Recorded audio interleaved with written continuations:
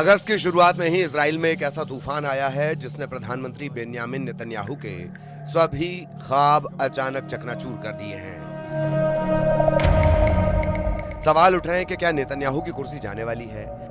क्या नेतन्याहू का तख्ता पलट करने की कोशिश हो रही है? क्या इजराइल की सेना ने हमास से भी बड़ी साजिश रच दी है?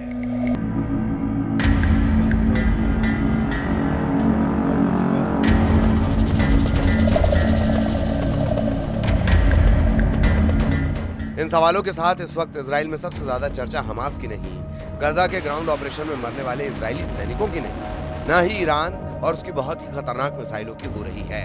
इस वक्त इजराइल में बेन्यामिन नेतन्याहू के बेटे याइर नेतन्याहू हर तरफ वायरल हैं और उनकी वजह से कहा जा रहा है कि इजराइल के प्रधानमंत्री बेन्यामिन नेतन्याहू और इजराइल की सेना आमने सामने आ चुकी है। इजराइल के commander in chief lieutenant general Eyal Zamir पर बेन्यामिन नेतन्याहू के बेटे याइर नेतन्याहू ने बहुत बड़ा इल्जाम लगा दिया है।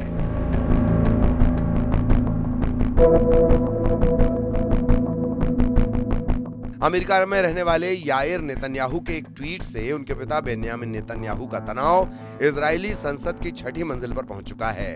हिब्रू भाषा में किए गए इस ट्वीट में क्या लिखा है, बहुत गौर से समझिएगा।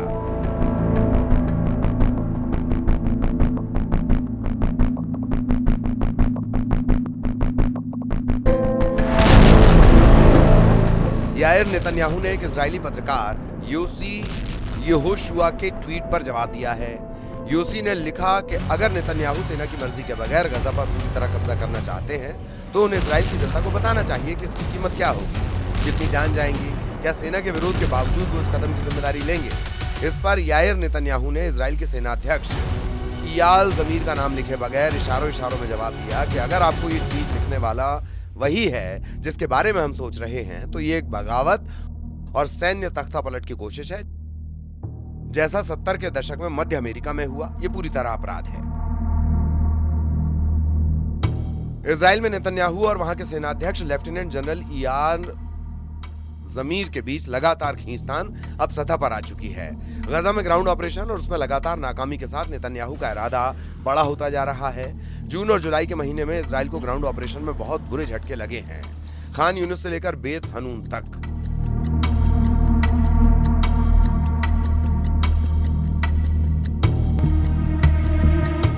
इजराइल के कई कमांडो मारे गए, लेकिन 650 दिन के इस युद्ध को और तेज करने का नेतन्याहू का इरादा अटल है। उधर इजराइल के पीएम नेतन्याहू का कहना है कि गजा में दुश्मन को पूरी तरह से हराना, सभी बंधकों को रिहा कराना और सुनिश्चित करना कि आगे गजा इजराइल के लिए खतरा ना रहे, हम इसमें कोई लक्ष्य नहीं छोड़ेंगे। हम अपने सैनिकों की कुर्बानी के जरिए इसे पूरा करेंगे। नेतन्याहू अब गजा पर पूरी तरह कंट्रोल चाहते हैं, या कहें कि 100% कब्जा चाहते हैं। वो हमास को पूरी तरह खत्म करना चाहते हैं, अब तक तमाम नाकामी के बावजूद पूरी तरह कुचल देना चाहते हैं। लेकिन ग्राउंड ऑपरेशन को लेकर इजराइल के सेनाध्यक्ष इयाल जमीर और ज्यादा सावधानी बरतना चाहते हैं, रणनीति बदलना चाहते हैं ताकि कम लोगों की जान जाए और सेना के संसाधन के हिसाब से ऑपरेशन हो। जनरल जमीर राजनीतिक दबाव में ऑपरेशन नहीं करना चाहते, यानी नेतन्याहू और जनरल जमीर अब गजा में ऑपरेशन को लेकर पूरी तरह आमने सामने आ चुके हैं। ये टकराव इजराइल में सेना और सरकार के बीच सबसे खतरनाक टक्कर मानी जा रही है। इजराइल के सेनाध्यक्ष लेफ्टिनेंट जनरल जमीर अब गजा में लंबे ऑपरेशन के नतीजों को लेकर सरकार से साफ रुख चाहते हैं, क्योंकि 650 दिनों की इस जंग में अब तक इजराइल की कामयाबी पर कई धब्बे लगे हुए हैं।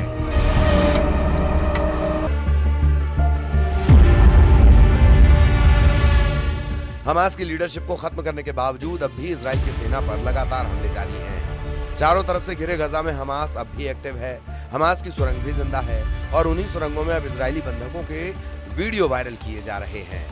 उसमें नेतन्याहू की नीति को सवालों के घेरे में खड़ा कर दिया है।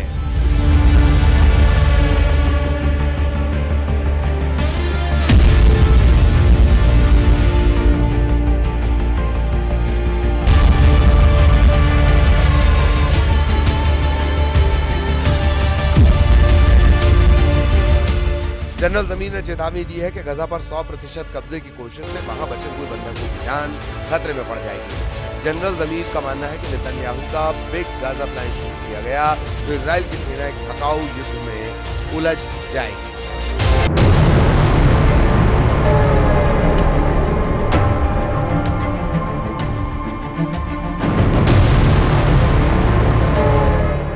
जमीर की वार्निंग साफ है कि मौजूदा हालात में इजराइल अपना मकसद हासिल नहीं कर पाएगा, क्योंकि इजराइल में सैनिकों की कमी है। इसीलिए कुछ अभियानों पर असर पड़ सकता है।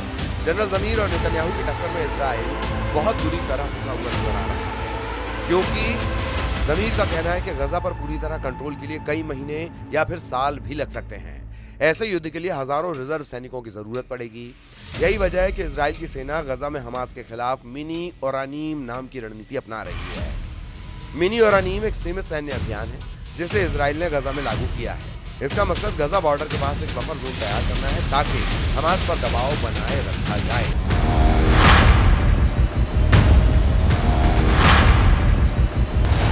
और बंधकों की रिहाई या किसी बेहतर समझौते की दिशा में आगे बढ़ा जा सके। अभी 75% गजा पर इजरायली सेना का कब्जा है, जबकि दक्षिण में कुछ हिस्से अब बचे हुए हैं जहां फिलिस्तीन के लोग सिमट कर रह गए हैं। लाखों लोग गजा के कोने में हैं और उनके सामने खाने पीने की दिक्कत बढ़ती जा रही है। उन तक अरब देशों से भेजी जा रही मदद भी नहीं पहुंच रही, लिहाजा आसमान से कुछ हद तक सप्लाई पैराशूट से गिराई गई है, जबकि जमीन के रास्ते अब भी खाना नहीं पहुंच रहा, क्योंकि इजरायली सेना का ब्लॉकेड बरकरार है। इन सब के बीच नेतन्याहू पूरे गजा पर कब्जा करना चाहते हैं। नेतन्याहू एक तरह से जनरल जमीर पर आरोप लगा चुके हैं कि गजा में ऑपरेशन को लेकर वो बेरुखी दिखा रहे हैं।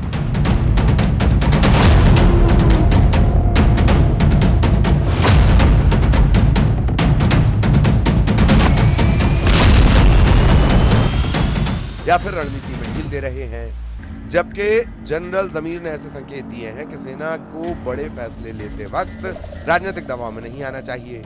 अब इसकी वजह से इजराइल में ये पिक्चर साफ हो रही है कि वहां सरकार और सेना गजा में ऑपरेशन को लेकर एक प्लेटफॉर्म पर नहीं है। अब तक हमास और इजराइल के युद्ध में नेतन्याहू ने फ्रंट फुट पर जाकर फैसले लिए हैं। हमास को खत्म करने के इरादे से पूरे गजा को मिट्टी में तब्दील किया है।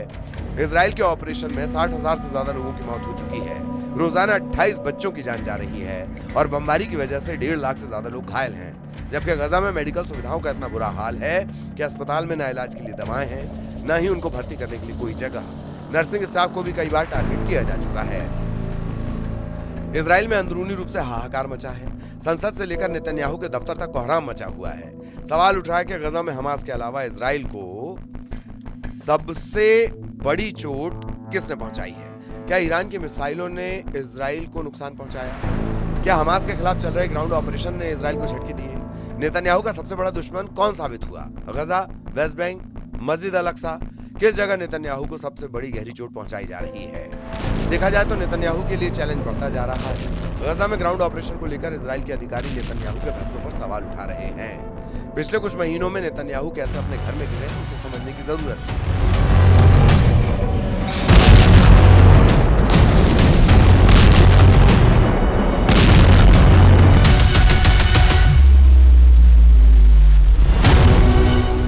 नेतन्याहू ने नवंबर 2024 में तत्कालीन रक्षा मंत्री योब गैलेंट को हटा दिया था।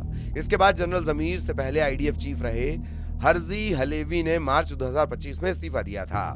नेतन्याहू आंतरिक खुफिया एजेंसी शिन बेत के प्रमुख रॉनन बार को हटाना चाहते थे, लेकिन कोर्ट ने इस पर रोक लगा दी। लेकिन नेतन्याहू के दो कट्टरपंथी सहयोगी वित्त मंत्री बेजालेल एम्स्टोरिच और राष्ट्रीय सुरक्षा मंत्री इतामार बेन गुइर अब गजा का इजराइल में विलय करने की मांग कर रहे हैं। वो वहां इजरायली बस्ती बसाना चाहते हैं। इजराइल के सिक्योरिटी मिनिस्टर ने कह दिया है कि पूरा गजा अब इजराइल में मिला लिया जाएगा, लेकिन क्या ये इतना आसान है? वैसे गजा को लेकर नेतन्याहू पर पड़ रहा दबाव अब व्हाइट हाउस में भी देखा जा सकता है। हमास को लेकर अमेरिका का गुस्सा और तेजी से भड़क गया है। अमेरिका के राष्ट्रपति डोनाल्ड ट्रंप ने कहा है कि हमास शांति नहीं चाहता बल्कि मरना चाहता है। इसीलिए अब वक्त आ गया कि इजराइल हमास का पूरी तरह सफाया कर दे। ट्रंप का बयान ऐसे वक्त आया है जब अमेरिका गजा में मध्यस्थता से अलग हो चुका है। गजा में हमास के पास अब भी 20 से ज्यादा ऐसे बंधक हैं जिनकी जिंदगी अब मौत से बचाने वाली एक नोक पर ठहरी हुई है। इनमें से एक है इजरायली बंधक एव्यातार डेविड, जिसका वीडियो हमास ने जारी किया। इस वीडियो में उसे अपनी कब्र खोदते हुए देखा जा सकता है।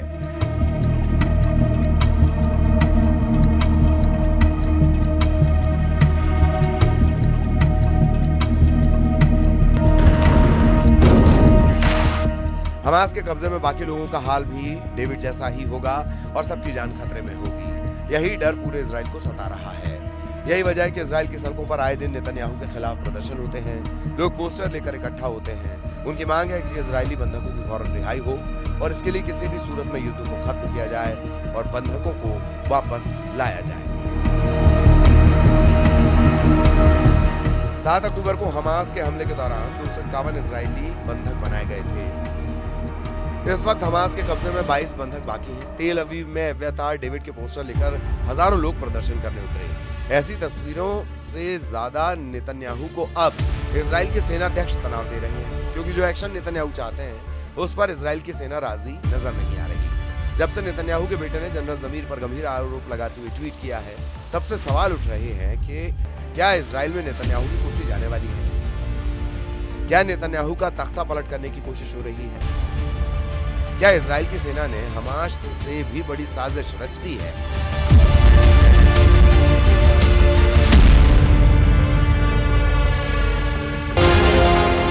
इसीलिए अगस्त का महीना न सिर्फ गजा और पश्चिम एशिया के लिए बल्कि पूरे इजराइल के लिए घातक माना जा रहा है। खासकर नेतन्याहू के राजनीतिक करियर के सामने अब इजराइल के जनरल जमीर बारूद से नजर आ रहे हैं।